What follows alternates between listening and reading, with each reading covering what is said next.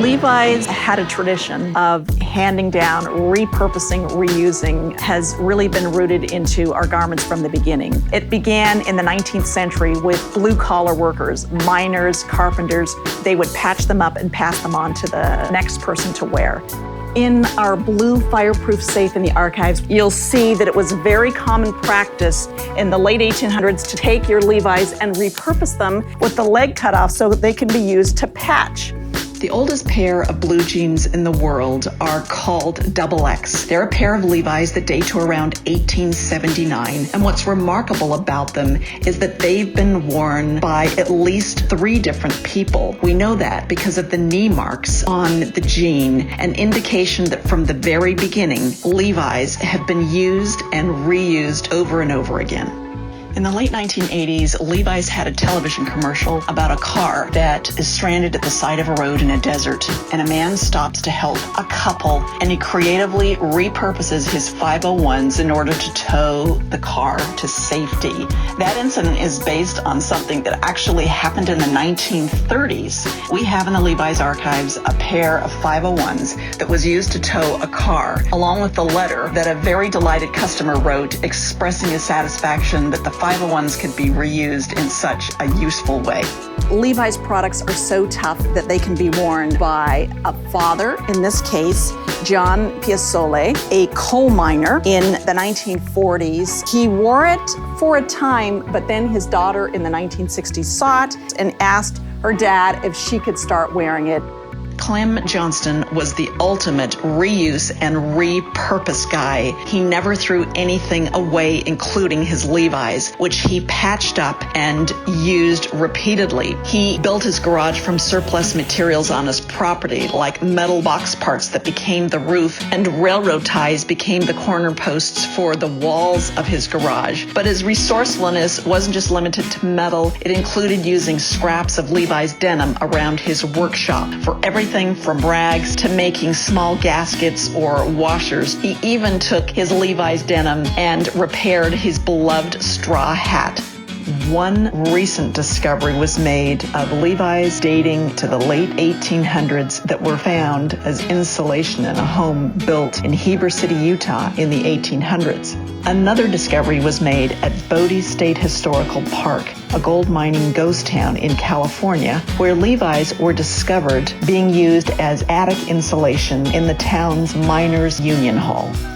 The concept of secondhand actually became very chic, especially in the 1960s, and it was even referred to as thrift store chic. So you could go to a thrift store, purchase a pair of Levi's, and then create something that was unique to you.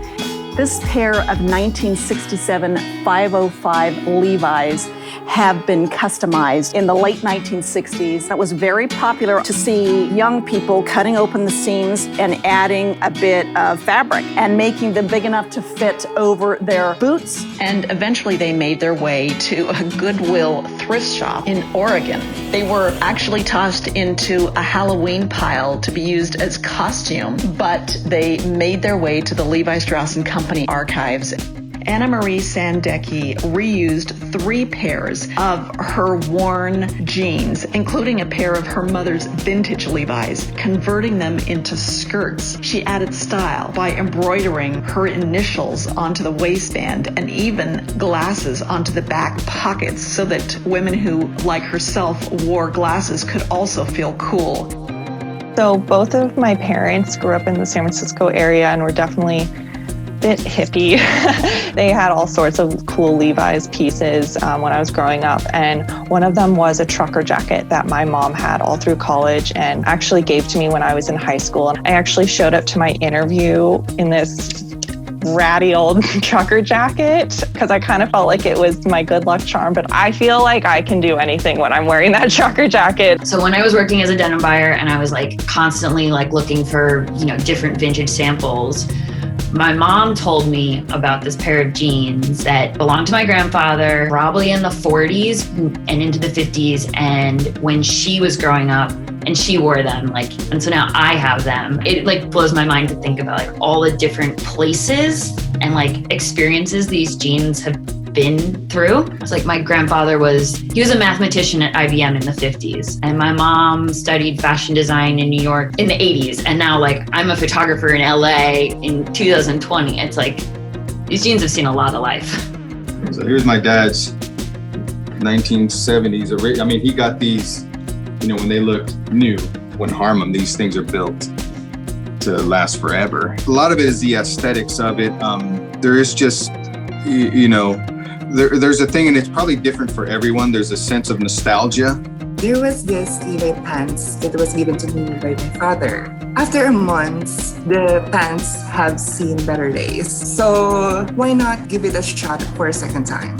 Why not I make a boats out of it? I prepare some materials like buttons, sewing materials, and I just let my inner creative person to be wonderful. Those examples set a great precedent for what we can do today, not only to conserve our environment and keep only the clothes that are the best quality and the best value for a very long time.